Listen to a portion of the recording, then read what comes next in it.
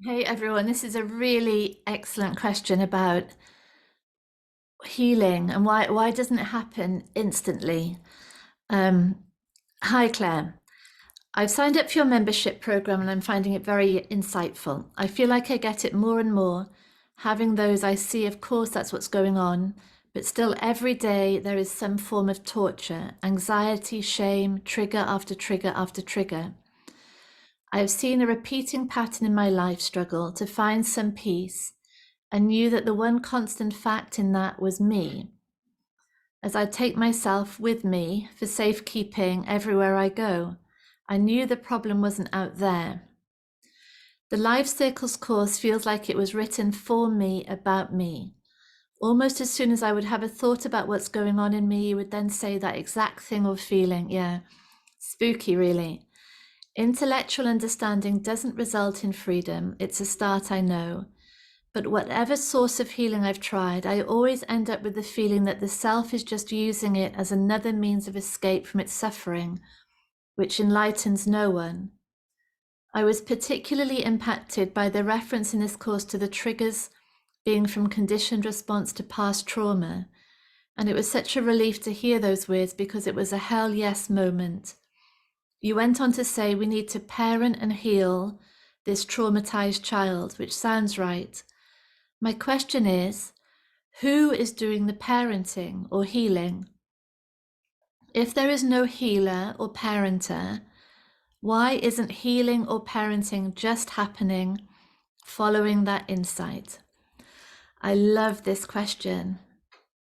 So first of all, I love everything that the listeners said about what's going on with us. I mean, it's so true, isn't it? And then this question. So where we get to with this really, I think, is sort of the end of the road in terms of finding the fix that is going to stop the suffering. And as the listener says, we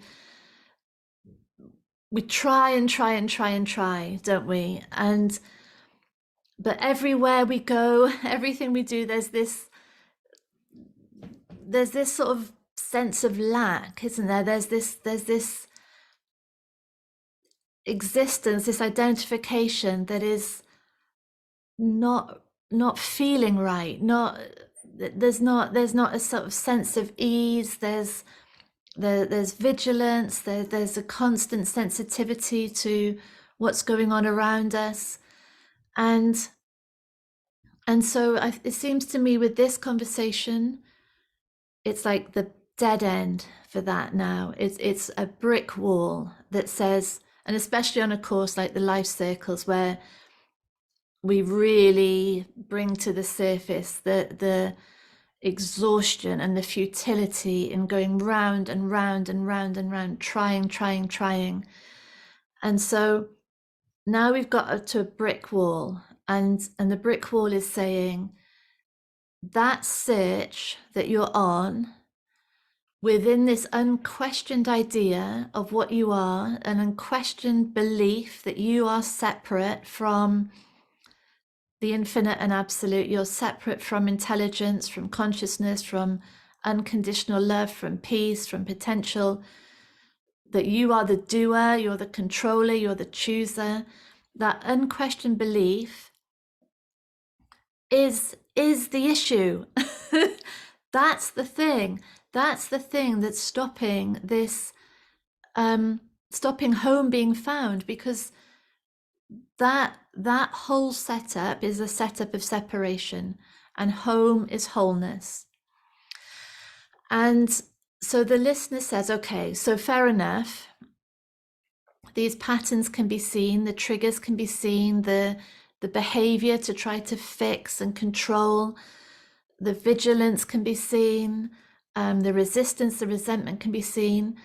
Now what? Why doesn't it just all disappear? Why doesn't it all just sort itself out in that moment of seeing? And it's such a good question. I don't think anyone's ever really asked that before.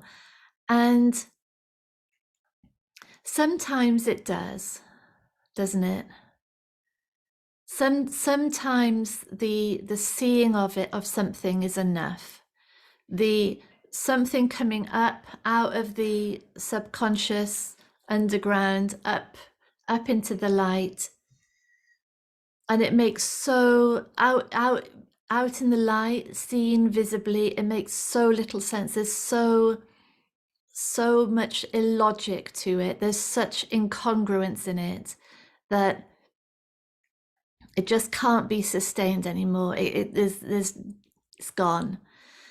And that those things will be different for all of us. Yeah, I mean, yeah, I've had things like that in terms of what does someone think about me, like that sort of deep realization. I have no idea. There's no way of knowing what someone thinks of me, or even if they were to tell me, whether that would still be what they thought of me 2 seconds later. And so things like that, things that just become so obvious, fall away.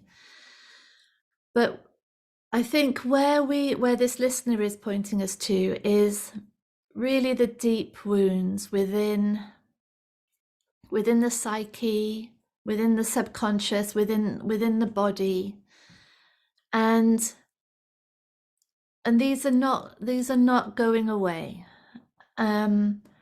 So we've there's freedom now, in the sense that instead of a lost mind, a lost existence, really, that is just a body mind in absolute tension, in the grip of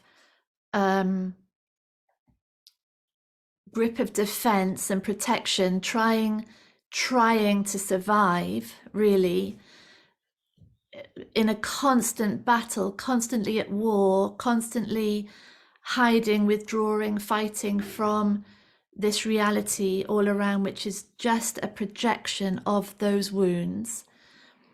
So instead of lost in that, where there's no question that isn't reality, there's no question that this isn't just me exactly as I am appearing to be in this objectively separate world that is exactly as it appears to be, a deeply unconscious mind, a deeply unconscious vigilance of existence.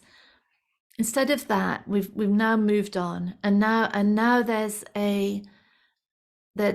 consciousness in the experience. And this is a good thing now, because now there is more sanity in terms of our own behavior. Because whereas before, when everything is totally unconscious, our actions are completely justified, given how the world looks, given how they are, given, how nasty they are, and how my past is exactly as I believe it to be, my future is exactly as I believe it to be. Within that unconscious landscape, my behaviors to self, this mind, body here, and to others, can be so damaging. There's no choice. There's no way around it. The behaviors are coming from how reality looks, and out of that fight flight, out of that desperation to get rid of suffering, behaviors can be extreme. And so we're not there anymore. We're now in a different place of awareness, of consciousness, that, and it's quite a disturbing place, really. In a way, that sort of childlike space of reactivity and unconsciousness, victim, villain. In a way, it's sort of, as much as the suffering is immense in it, there's a complete lack of accountability. And so there's a sort of it's a sort of get out place really, but now we've lost that. Now there's more consciousness of behavior, of impact, of conditioning, of belief structure, of the attempt to control the uncontrollable. There might well be now a sort of crushing sense of futility, and motivation's gone through the floor because all the things that were driving behavior, driving survival, just don't look so real anymore. And I call this sort of a no man's land, really, of the old is on its way out, but it's not quite been replaced by truth yet, or the truth hasn't fully percolated out through everything. And so there's just this sort of no man's land of, and this is often where things look worse than before, because now there's more visibility of patterns, there's more accountability for actions, and there's more space to feel things. And so all the things that previously were just happening, now there's more observation of them.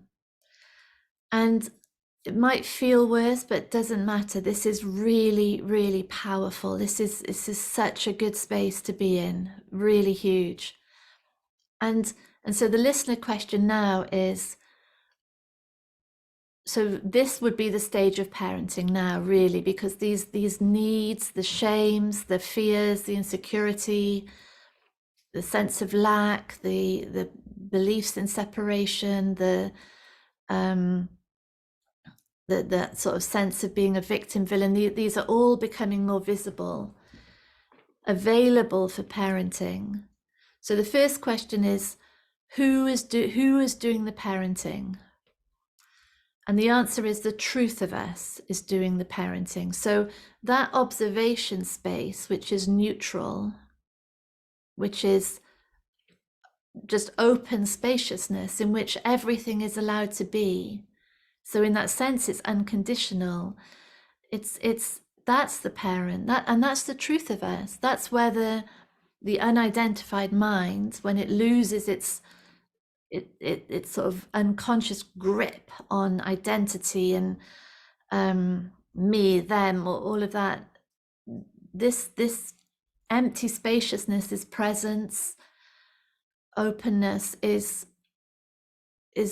all that's going on. And so the mind settles back into that. And in that space, these patterns arise, these behaviors. And there's really a deep appreciation, really, of that these were survival patterns, that these had a absolute validity in the moment that they were formed, a utility. They were the only actions available, and a deep understanding of why they've been continually exercised. There's this revelation happening of the innocence and intelligence of a system doing its best, trying to survive, and it's being parented by what we ultimately are. A consciousness, spaciousness, unconditional love, deep understanding, deep allowing. So that's the dynamic. And then the question, why doesn't this happen instantly? I think it doesn't happen instantly, and sometimes it does. There are many stories, particularly of amazing spiritual teachers for whom there was the doldrums of despair, and then there was a sudden falling away. Everything was gone. None of it was true. None of it could exist anymore. It's like a fire had gone through the whole lot. So that does happen.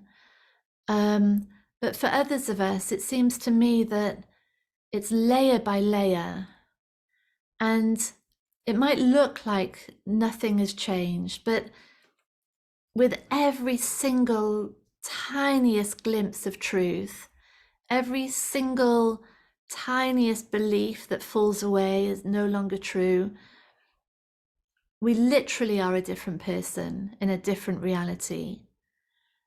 And it's like the top layers of this stack of conditioned beliefs just gradually falling away one by one. And the conscious mind, the identified mind that is trying to get somewhere, that needs to have the realizations, that needs to no longer suffer, that's not reliable. That's not giving any information about anything. But this observation space, which is judgment free, will see things differently. We'll see that things are, that behavior is changing, that that there's no longer the reactivity that there used to be, that there's more capacity, that there's greater exploration, greater sense of joy and love, freedom. But it doesn't matter. Like that, this is the thing, that from the parent space, that open spaciousness, it's unconditional. It doesn't matter to that space whether there's a fixation in child patterns or guru enlightenment. It doesn't make any difference. The unconditional nature is ironically what allows the patterns to be understood and integrated and to disappear. So there's a sort of point at which this isn't personal anymore, in which there is nowhere to get to. There is no better way to be, which nothing has to be healed. And that moment is a shift from control, identity, seeking, resistance, to a deep understanding of really what we are. And ironically, in that moment, when there's that full body realization of no identity, nothing personal, that's when everything starts to change, because now the whole system is operating from truth. So brilliant question. Thank you so much for that, darling. Yeah, lots of love to you all. Bye.